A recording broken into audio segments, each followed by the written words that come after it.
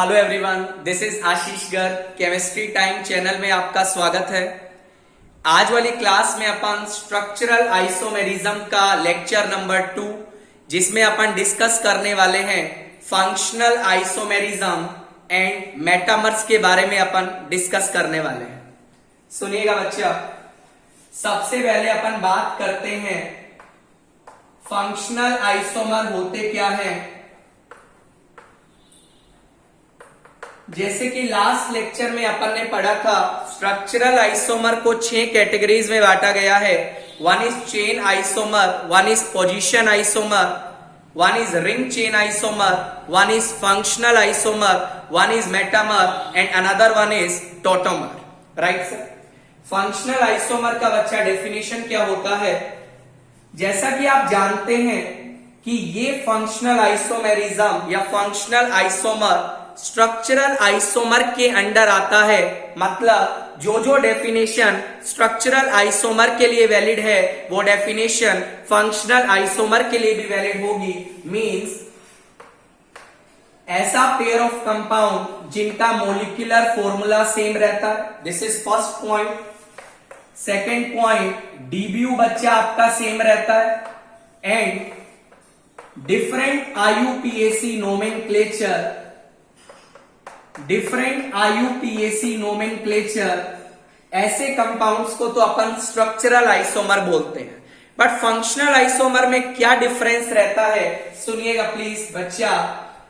Those pair of compound या those compounds which has different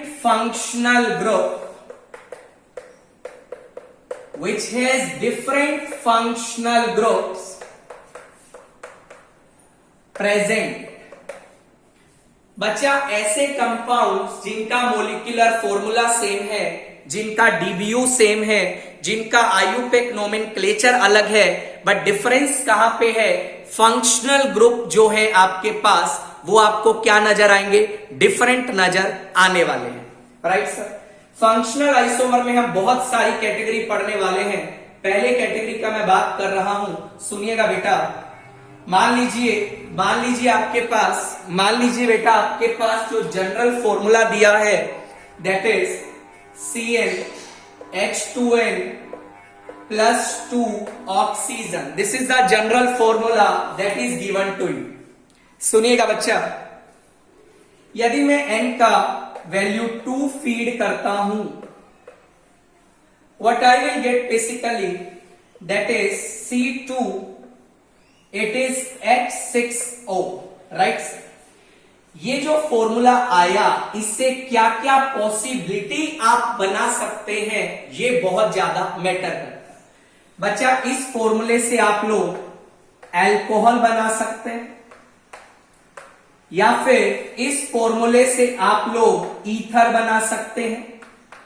यदि मैं दोनों कंपाउंड्स का बात करूं बच्चा, दोनों कंपाउंड्स का मोलिकुलर फॉर्मूला सेम है, डीबीयू सेम है, आईयूपीएसी नोमेनक्लेचर अलग है, बट डिफरेंस कहां पे आ रहा है? फंक्शनल ग्रुप में आ रहा है। दैट्स वाई इन दोनों को आप लोग फंक्शनल आइसोमर की कैटेगरी में ऐड करने वाले हैं। Right sir. This is first category. Let us suppose, इसी में अपन एक और एग्जांपल डिस्कस करते हैं। मान लो बेटा आपको ये एग्जांपल दिया गया है, मेरी बात ध्यान से सुनिएगा। This example is given to you. Again आप देखिएगा, यहां फंक्शनल ग्रुप अल्कोहल है, यहां फंक्शनल ग्रुप ईथर है। इसको भी आप लोग बच्चा फंक्शनल आइसोमर की कैटेगरी में ऐड करेंगे। राइट। नेक्स्ट कैटेगरी अपन डिस्कस करने वाले हैं, सुनिएगा बच्चा ध्यान से। मान लीजिए अपन ने एक और कैटेगरी लिया, कैटेगरी नंबर 2। ध्यान से सुनिएगा। Having general formula CnH2n, this is oxygen. This general formula I है, इससे आप क्या क्या पॉसिबिलिटी बना सकते हैं, सुनिएगा। मान लीजिए बेटा n का वैल्यू 3 है। यदि n का वैल्यू 3 है, but possibilities I can get, it is C3H6O। Right sir. ये पॉसिबिलिटी आपको बच्चा मिलने वाला है जब n का वैल्यू 3 होगा। अब यहां से क्या क्या पॉसिबिलिटी फर्दर बन सकती हैं, यहां से बच्चा आप लोग कीटोन बना सकते हैं, डीब्यू निकाल लीजिएगा, डीब्यू आपका 1 आएगा। यहां से बच्चा आप लोग एल्डिहाइड बना सकते हैं, यहां से बच्चा आप लोग साइक्लिक ईथर बना सकते हैं, यहां से बच्चा आप लोग साइक्लिक अल्कोहल बना सकते हैं। मतलब सारी पॉसिबिलिटीज आप लोग यहां पे बना सकते हैं। किस तरीका से बच्चा, मेरी बात सुनिएगा, यहां से आप लोग सुनिएगा ध्यान से, अनसैचुरेटेड अल्कोहल बना सकते हैं। अनसैचुरेटेड अल्कोहल भी बेटा यहां से बनाया जा सकता है। थोड़ा ध्यान से सुनिएगा मेरी बात को। जैसे अपन बात करते हैं, जैसे यदि मैं कीटोन का यदि बेटा बात करूं तो ये आपका फॉर्मूला बन गया कीटोन का। आई थिंक आपको बात पता लग रही होगी। यदि मैं एल्डिहाइड का बात करूं तो बच्चा ये फॉर्मूला आपका तैयार हो गया एल्डिहाइड का। यदि मैं साइक्लिक ईथर का बात करूं बच्चा, ये फॉर्मूला आपका तैयार हो गया साइक्लिक ईथर का। साइक्लिक ईथर आपका 3 मेंबर का भी बन सकता है, उसमें अपन को कोई चिंता करने की जरूरत नहीं है, डीबीयू मेंटेन रखना है।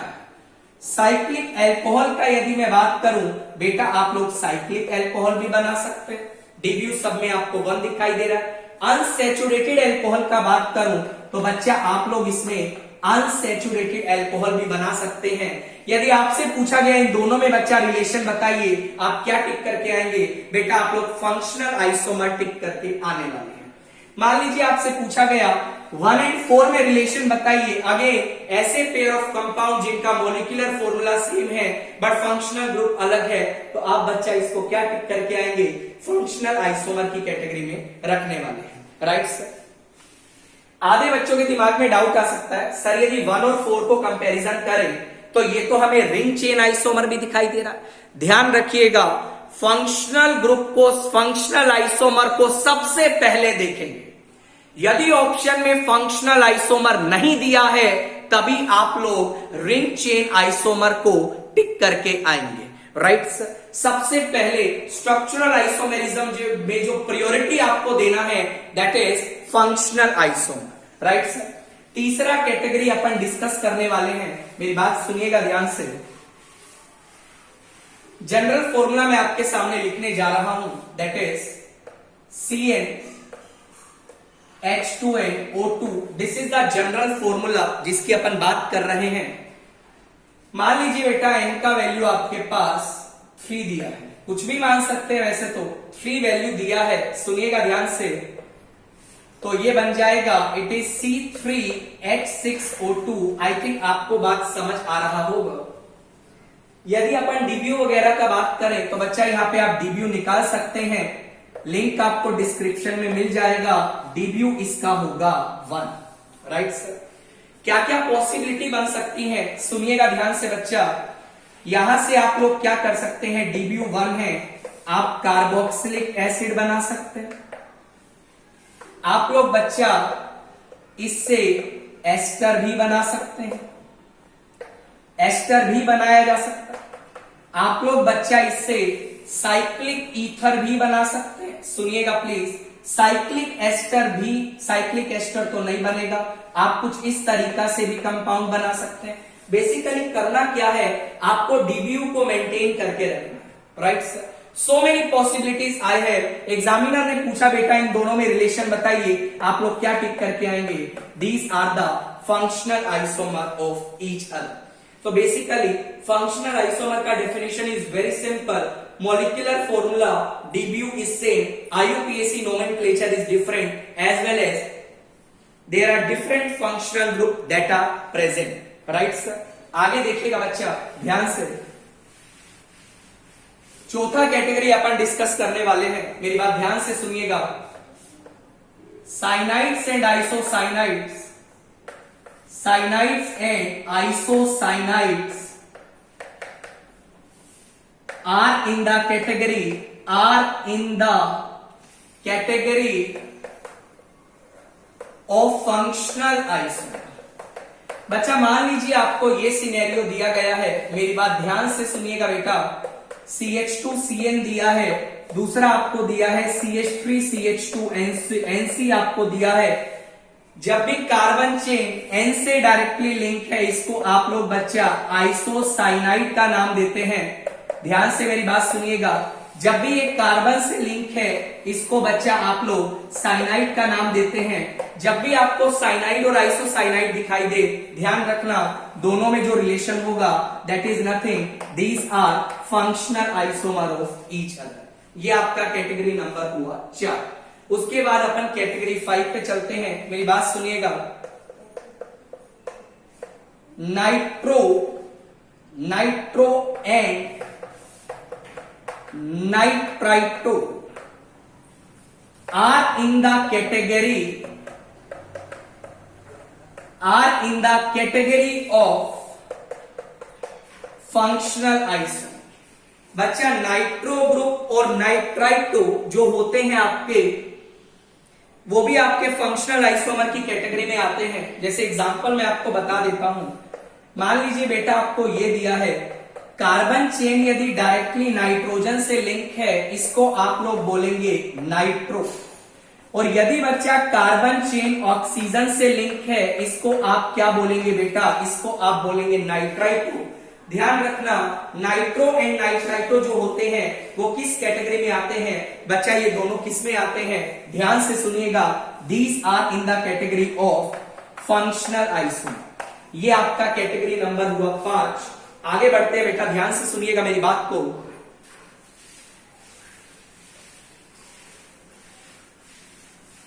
सुनिएगा ध्यान से।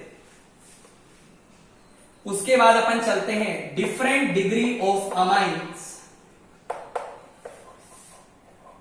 Different degree of amines are in the category of functional isomer. जो भी आपका अमाइन का डिग्री रहता है वो किस कैटेगरी में आता है, फंक्शनल आइसोमर की कैटेगरी में आता है। अब डिग्री ऑफ अमाइन बेटा बताते कैसे हैं उसको सुन लीजिए, थोड़ा सा तरीका डिफरेंट है, उसको एक बार जान लीजिएगा आप लोग। जैसे मान लीजिए आपके पास ये अमाइन दिया गया है, तो what you have to check, ये जो नाइट्रोजन है ये कितने कार्बन से जुड़ा है। आप बोलेंगे बच्चा ये नाइट्रोजन एक कार्बन से जुड़ा है, दैट्स व्हाई इस अमाइन को आप लोग 1 डिग्री अमाइन बोलेंगे, राइट सर। मान लीजिए बेटा आपके सामने ये एग्जांपल है, मेरी बात ध्यान से सुनिएगा। मुझे बोला गया ये जो नाइट्रोजन है ये कितने कार्बन से जुड़ा है। आप बोलेंगे बच्चा ये नाइट्रोजन, सर ये नाइट्रोजन जो है वो 2 कार्बन से जुड़ा है, 2 कार्बन से जुड़ा है, दैट्स व्हाई इसको आप बेटा क्या बोलेंगे, 2 डिग्री अमाइन की कैटेगरी में डालने वाले हैं, राइट सर। मान लीजिए बच्चा आपके सामने एग्जांपल ये आ जाता CH3 CH3 CH3। मुझे बताइए नाइट्रोजन कितने कार्बन से जुड़ा है, नाइट्रोजन 3 कार्बन से जुड़ा है, दैट्स व्हाई इस अमाइन को आप लोग 3 डिग्री अमाइन का नाम देंगे, राइट। जैसे मैं आपको एक छोटा सा एग्जांपल पूछता हूं, मान लीजिए बेटा आपसे पूछा गया what is the degree of this amine, तो आप चेक करिए नाइट्रोजन कितने कार्बन से जुड़ा है, 1 कार्बन से जुड़ा है, दैट्स व्हाई इसको बेटा आप लोग 1 डिग्री अमाइन की कैटेगरी में डालने वाले हैं। आई थिंक आपको मेरी बात समझ आ रही होगी, राइट। अब क्या बोला गया, different degree of amines are in the category of functional isomerism.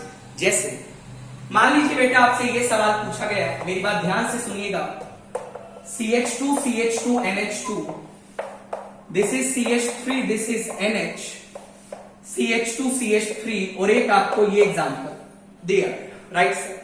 This is nothing, it is 1 degree amine, this is 2 degree amine and this is 3 degree amine. ध्यान रखना डिफरेंट डिग्री ऑफ अमाइंस का जब भी बात करेगा, मान लो आपसे पूछा इन दोनों में रिलेशन बता, आप बच्चा क्या बोलेंगे, these are the functional isomer of each other. मान लीजिए बेटा आपसे पूछा इनमें रिलेशन बता, again these are the functional isomer of each other. ध्यान रखना बच्चा अमाइंस का जो डिफरेंट डिग्री है वो किस में आता है बेटा, फंक्शनल आइसोमर की कैटेगरी में आता है, राइट। आगे बढ़े बेटा, सुनिएगा ध्यान से।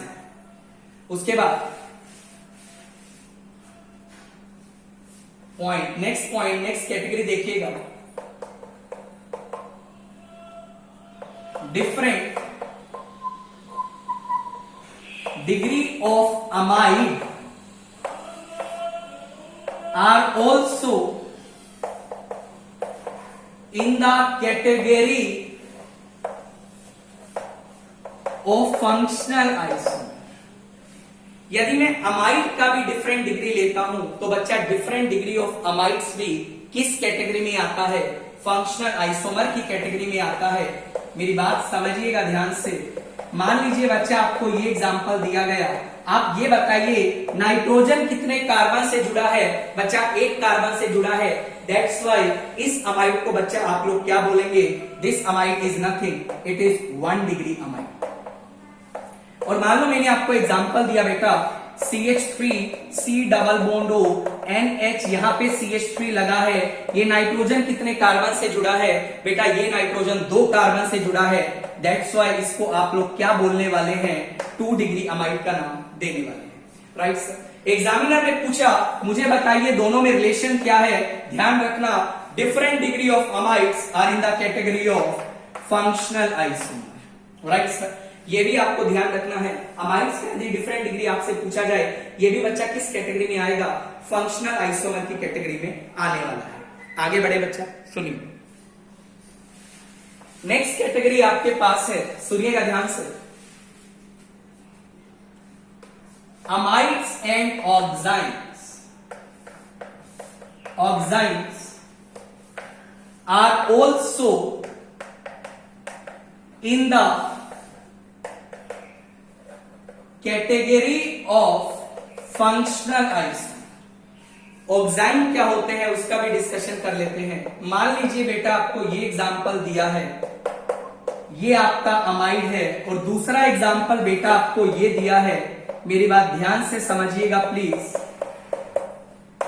दूसरा एग्जांपल ये है, कभी भी केमिस्ट्री में आपको ये पर्टिकुलर सिचुएशन दिखाई दे, ऐसे फंक्शनल ग्रुप को आप लोग ऑक्साइड का नाम देते हैं। ध्यान रखना, अमाइड्स और ऑक्साइड का यदि मैं बात करूं बच्चा, दोनों किस कैटेगरी में आता है? दोनों आपका फंक्शनल आइसोमर की कैटेगरी में आता है। तो इन दोनों में रिलेशन क्या होगा बेटा? These are the functional isomer of each other. Right sir.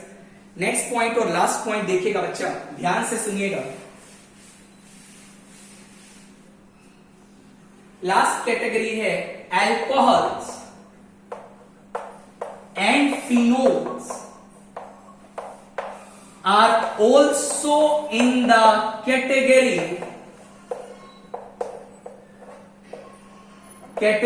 of functional isomer। Alcohols and phenols भी किस कैटेगरी में आता है? फंक्शनल आइसोमर की कैटेगरी में आता है। ध्यान रखना, फिनोल जब भी मैं वर्ड यूज करूंगा मतलब बेंजीन के साथ डायरेक्टली OH जुड़ा होना चाहिए, और यदि मैं नॉर्मल अल्कोहल की बात करूंगा तो बेटा सिचुएशन कुछ ऐसा होगा, ये आपका फिनोल है, दूसरा आपका नॉर्मल अल्कोहल है। दोनों में आपसे पूछा गया किस तरीके का रिलेशन होगा। ध्यान रखना, ये भी बच्चा किस कैटेगरी में आता है? फंक्शनल आइसोमर की कैटेगरी में आता है। अब बच्चा क्या करता है? गलती करके आ जाता है। एग्जामिनर सीधा पूछता है, फिनोल आपको दिया है, आपको साइक्लोहेक्सेनोल दिया है, एग्जामिनर पूछेगा बताइए दोनों में क्या रिलेशन है? बच्चा ये दोनों एक दूसरे के आइसोमर ही नहीं, बिकॉज आइसोमर होने के लिए आप लोग जानते हैं, आइसोमर होने के लिए आप लोग जानते हैं DBU should be same, right sir?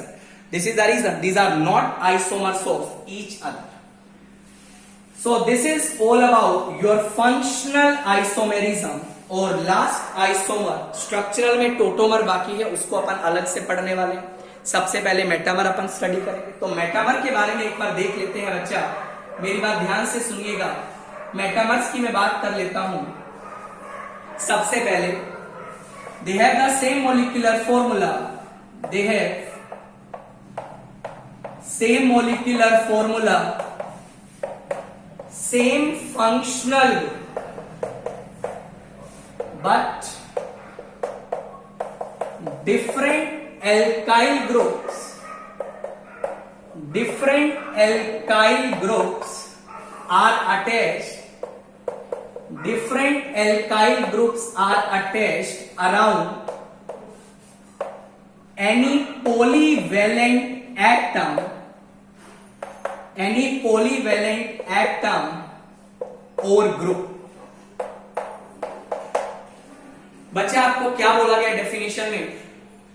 ऐसे कंपाउंड जिनका मोलिकुलर फॉर्मूला भी सेम है, जिनमें फंक्शनल ग्रुप भी सेम है, बट वहां पे एल्काइल ग्रुप्स डिफरेंट अटैच होते हैं अराउंड एनी पॉलीवैलेंट एटम और पॉलीवैलेंट ग्रुप. सबसे पहले आपके दिमाग में सवाल आएगा, sir what is the meaning of polyvalent atom? सुनिएगा बेटा ध्यान से. पॉलीवैलेंट एटम की मैं बात करने जा रहा हूं. जैसे मान लीजिए मैंने बात किया ऑक्सीजन. ऑक्सीजन एक एटम, राइट? ऑक्सीजन कितने बॉन्ड बना सकता है? ऑक्सीजन 2 कोवेलेंट बॉन्ड तो बना ही सकता है विदाउट एनी चार्ज. बिना चार्ज के ये 2 कोवेलेंट बॉन्ड बना सकता है. तो बेसिकली जिस एटम या ग्रुप का कोवेलेंसी का मतलब है कोवेलेंट बॉन्ड कितने बना रहा है. कितने कोवेलेंट बॉन्ड बना रहा है? 2 कोवेलेंट बॉन्ड बना रहा है. ऐसे एटम और ग्रुप जो एक से ज्यादा कोवेलेंट बॉन्ड बनाता है, ऐसे एटम और ग्रुप को बच्चा आप लोग पॉलीवैलेंट एटम या पॉलीवैलेंट ग्रुप बोलेंगे. दैट्स व्हाई ऑक्सीजन बच्चा क्या होगा? It's a polyvalent atom. Sulphur की यदि मैं बात करूं, अगेन इसको भी आप पॉलीवैलेंट एटम बोलेंगे. नाइट्रोजन की मैं बात करूं, इसको भी आप पॉलीवैलेंट एटम बोलेंगे.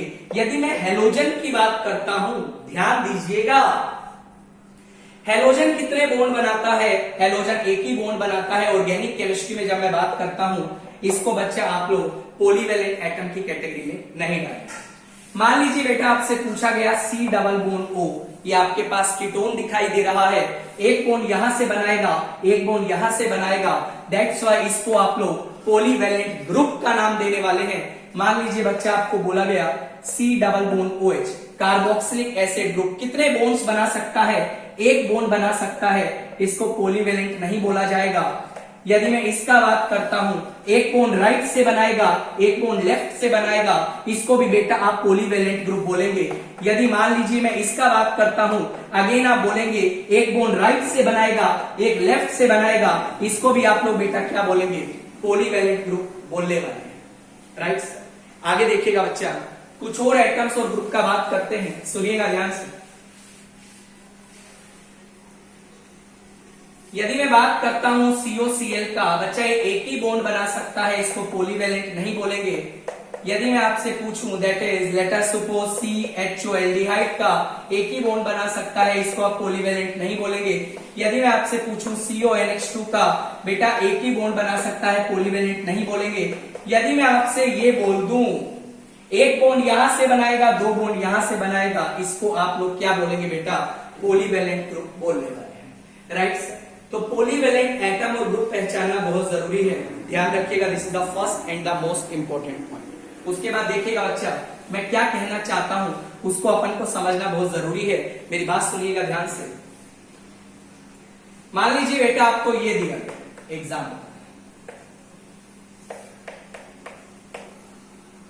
राइट? आपको यहां पे पॉलीवैलेंट ग्रुप दिखाई दे रहा है, दैट इज कीटोन. यदि पॉलीवैलेंट ग्रुप के मैं अक्रॉस देखूं दोनों तरफ, यहां पे इथाइल है, राइट? यदि यहां पे मैं चेक करूं, एक तरफ आपको मिथाइल दिखाई दे रहा है, एक तरफ आपको प्रोपाइल दिखाई दे रहा है. मुझे बताइए क्या ये दोनों ग्रुप इसके सिमिलर है? आंसर आएगा नहीं. दैट्स व्हाई इन दोनों कंपाउंड्स में रिलेशन जो होगा दैट इज मेटामर का रिलेशन. कुछ बुक्स में बच्चा इसको पोजीशन आइसोमर का नाम भी दिया जाता है, जो कि बिल्कुल गलत है. Metamer is the correct answer. सुन लीजिएगा सर कैसे जस्टिफाइड करेंगे आप, देखिएगा सुनिएगा बच्चा. मेटामर में जब भी मैं बात करता हूं, एक स्टेटमेंट में यहां पे लिखने जा रहा हूं, if other form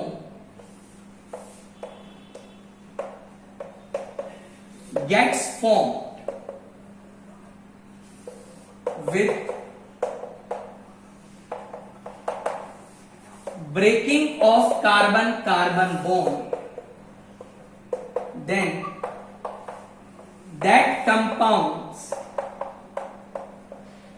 will always shows मेटामेन्स। सुनिएगा, यदि आप एक फॉर्म से दूसरी फॉर्म बनाना चाहते हैं और यदि दूसरी फॉर्म बनाने के लिए आपको कार्बन कार्बन का बॉन्ड ब्रेक करना पड़ गया, मतलब ऐसे कंपाउंड से बेटा हमेशा किसका रिलेशन होता है? मेटामर। मैं एक एग्जांपल की हेल्प से आपको बताना चाहता हूं। मान लीजिए आपको ये एग्जांपल दिया,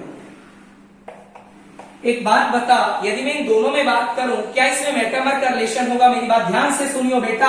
यहां पे OH पहली पोजीशन पे है, ये तूने OH को यहां से उठाया, सेकंड पोजीशन पे लगा दिया। क्या ऐसा करने में तुम्हें कार्बन कार्बन का बॉन्ड ब्रेक करना पड़ा? आप बोलेंगे सर कार्बन कार्बन का बॉन्ड ब्रेक नहीं करना पड़ा। दैट्स व्हाई इनमें आप लोग मेटामर का रिलेशन नहीं बोलेंगे। These are very simple, these are positional isomer of each other. पर यदि मैं ऊपर वाले एग्जांपल की बात करता हूं, इस फॉर्म से आप ये फॉर्म चाहते हैं, ऑब्वियसली आपको क्या करना पड़ेगा? यहां से एक कार्बन निकालना पड़ेगा और इस कार्बन को आपको यहां पे इंसर्ट करना पड़ेगा। जब ये कार्बन आप निकालेंगे, ऑब्वियसली आपको कार्बन कार्बन का बॉन्ड तोड़ना पड़ेगा। और बच्चा जब जब कार्बन कार्बन का बॉन्ड टूटेगा, ध्यान रखना ऐसे कंपाउंड्स में हमेशा कौन सा रिलेशन होगा? हमेशा मेटामर का रिलेशन। आगे देखिएगा बच्चा, मेरी बात ध्यान से सुनिएगा बेटा। मान लीजिए मैं आपसे एक और एग्जांपल डिस्कस करना चाहता हूं। मान लीजिए बच्चा आपसे ये पूछा गया, मेटामर में जनरली बच्चों को डाउट आता है, एक बार ध्यान से आप सुन लीजिए। पूछा गया इन दोनों में आप रिलेशन बताइए। इट्स वेरी सिंपल, ध्यान से सुनिएगा। इस ऑक्सीजन के दोनों तरफ आप देखिए इथाइल लगा है, इस ऑक्सीजन के दोनों तरफ एक तरफ मिथाइल लगा है, एक तरफ आइसोप्रोपाइल लगा है। दैट्स व्हाई ग्रुप सेम है, इनको आप लोग बच्चा मेटामर की कैटेगरी में डालेंगे। नेक्स्ट एग्जांपल देखिएगा, आपके सामने क्या आ रहा है। एग्जामिनर ने पूछा क्या इसको आप मेटामर बोलेंगे? आंसर आएगा इनको मेटामर्स नहीं बोला जाएगा, बिकॉज ये मिथाइल ग्रुप और ये मिथाइल ग्रुप दोनों साइड सेम है। बट मेटामर की डेफिनेशन में क्लियर लिखा है, those pair of compound which have different alkyl group around any polyvalent atom और ग्रुप। राइट सर, तो इन दोनों में रिलेशन की मैं बात करता हूं। नंबरिंग करते हैं 1 2 3, नंबरिंग करते हैं 1 2 3।